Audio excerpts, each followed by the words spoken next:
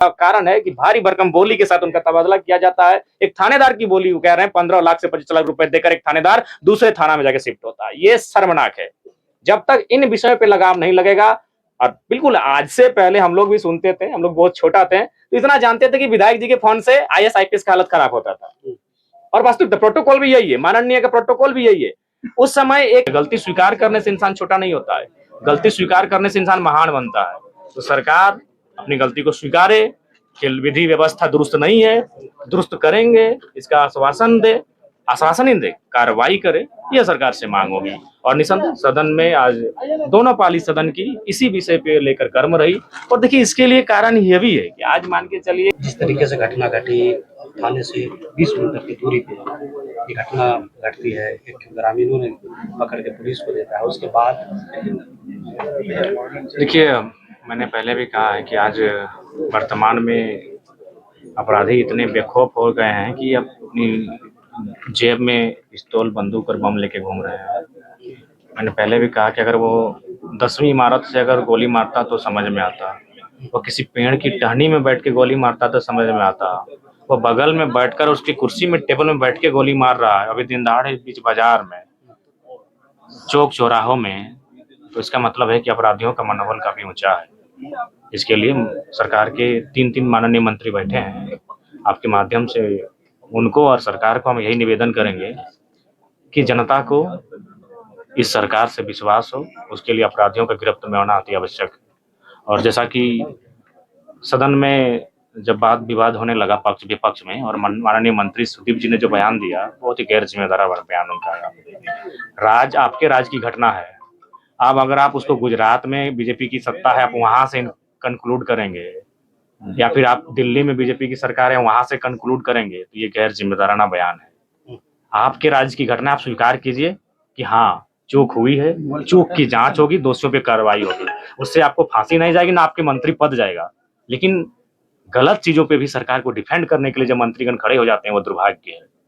आप एक लाइन करते हैं कि चूक हुई है, स्वीकार करते हैं, कहाँ चूक हुई है उसकी जांच होगी, और जांच में जो लोग सामने आएंगे उन पे कार्रवाई होगी। अब प्रशासन भी थूक पुलिस का काम कर रही है, लोहरदगा ना कहाँ से जोड़ के देख रही है, ये तो बिल्कुल अनुचित। जबकि उस घटना की जानकारी हमने भी लिया है, उसमें जो जायसवाल जी की हत्याकांड हुई थी उसमें कहा जा रहा है कोई मामूल करके शख्स थे, उनके जो कि सहयोगी थे उनकी गोली से ही उनको लगा था। जब गांव वालों में ग्रामीणों में तनाव होने लगा, वो किसी जेल में बंद आरोपी को गए थे, और लोहरदगा की पुलिस ने भी कहा कि जिस आरोपी को मारने के लिए गए थे उससे और ना बाकी से किसी से अनिल जी का कोई संबंध नहीं है। तो कल को अगर फिर किसी के साथ इस तरह की घटना घटती है तो अगर सरकार अपना बचाव के लिए कह देगी कि नहीं उसका संबंध तो आज से 10 साल पहले नक्सलियों से था, शायद उसका तार जुड़ा है क्या, तो ये शोभा नहीं देता है। गलती स्वीकार करने से इंसान छोटा नहीं होता है, गलती स्वीकार करने से इंसान महान बनता है। तो सरकार अपनी गलती को स्वीकारे कि विधि व्यवस्था दुरुस्त नहीं है, दुरुस्त करेंगे इसका आश्वासन ही दे, कार्रवाई करे, यह सरकार से मांग होगी। और निसंदेह सदन में आज दोनों पाली सदन की इसी विषय पे लेकर गर्म रही। और देखिए इसके लिए कारण यह भी है कि आज मान के चलिए सुरक्षा की जिम्मेवारी जिन पुलिसकर्मियों पे होती है, भारी संख्या में अभी नियुक्ति लेनी है। आप लगभग 23-24 हजार की बहाली पेंडिंग पड़ी है, रिक्त पड़े हैं, तो उन बहालियों को भी नहीं ले रहे हैं। तो पुलिस बल, अतिरिक्त पुलिस बल की बहुत आवश्यकता है, क्योंकि जिस प्रकार से माहौल में ये माहौल तब्दील हो रहा है, पुलिस बल की आवश्यकता है, वहां भी खामियां है। और सबसे जो कड़वी सच्चाई है, इस सच्चाई को सरकार को घोट पीकर सहना होगा कि ये जो तबादला का सिस्टम है ना, ये 2 करोड़ 3 करोड़ में जो तबादला कर रहे हैं, ऐसा हम लोग बच्चे नहीं है, विधायक बन गए हैं तो चीजों को समझते हैं, और समझते हैं बहुत खूब और बारीकी समझते हैं। यहाँ एक थानेदार का तबादला के लिए बोली है 15 से 25 लाख रुपए, तो मोटा मोटी मान के चलिए जो डीएसपी और एसपी रैंक के हैं उनका बोली है लगभग 1.5 करोड़ से 3 करोड़ तक का बोली है। तो उतनी मोटी रकम देकर वो अपना तबादला करेंगे तो जाहिर सी बात है उनका ध्यान कमीशन में रहेगा।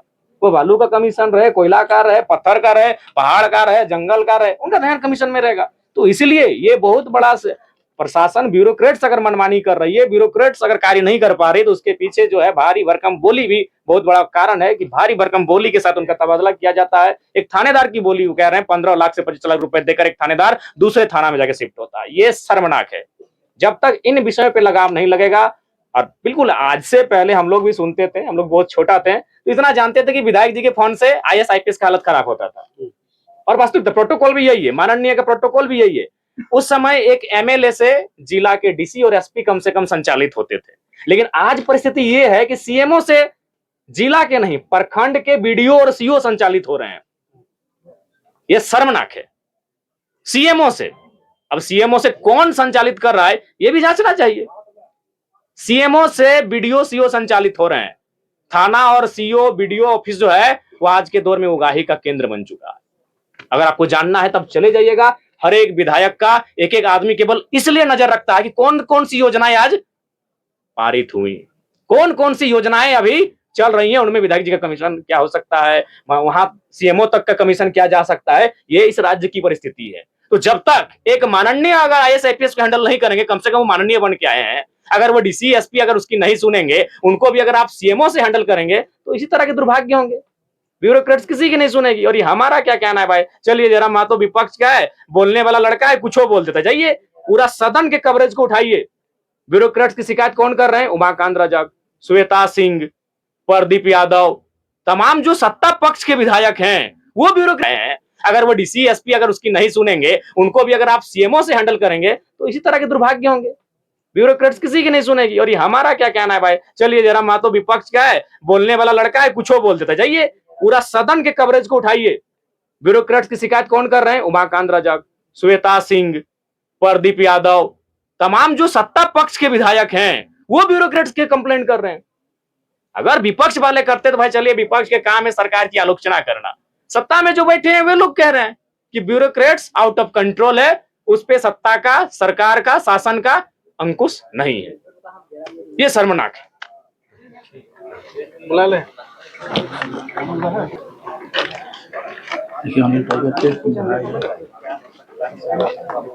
टाइगर जी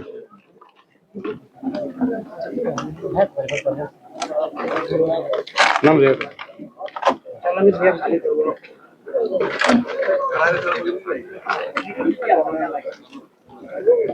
साढ़े साठ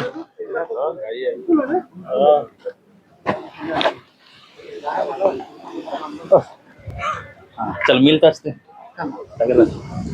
चलिए।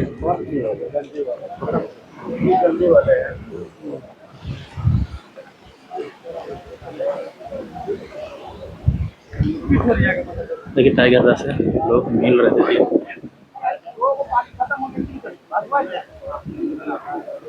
देखिए यहाँ भी समस्या सुना रहे हैं।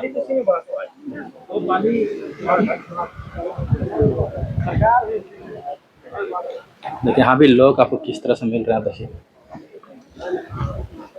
समर्थक, देखिए सहारने वाले लोग, देखिए टाइगर दादा देख पा रहे हैं तस्वीर के माध्यम से आपको दिखा रहा हूँ। काफी लोग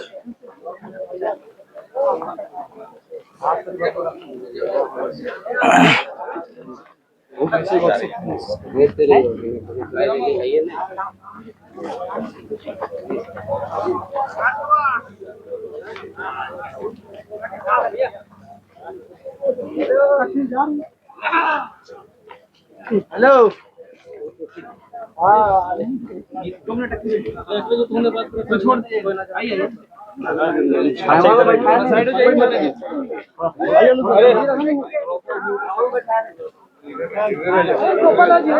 उधर मत जाइए। देखिए माननीय विधायक परिवार वालों से अकेले बात कर रहे हैं, गुप्त बात कर रहे हैं। ये तस्वीर आप देख पा रहे होंगे। काफ़ी लोग यहाँ पे आए थे अंतिम संस्कार में। देखिए अनिल टाइगर के अंतिम संस्कार, ये जो घटना घटी ये काफ़ी निंदनीय थे। और अंतिम संस्कार में डुमरी के विधायक माननीय टाइगर जयराम महतो यहाँ पहुँचे हैं। अब तस्वीर देखिए, आप तस्वीर दिखाते हैं। देखिए ये तस्वीर परिवार वालों से बात कर रहे हैं, ढांढस बंधा रहे हैं। देखिए ये तस्वीर देखिए, देखिए विधायक जयराम महतो एकदम छलांग लगा रहे हैं। तस्वीर देखिए,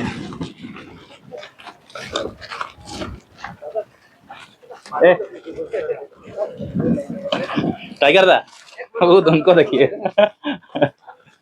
लो लो लो लो लो, इधर आ गया हो, आ गया हो, आ गया हो रे, अरे आ गया हो रे, आ गया हो, आगे तेरे बाप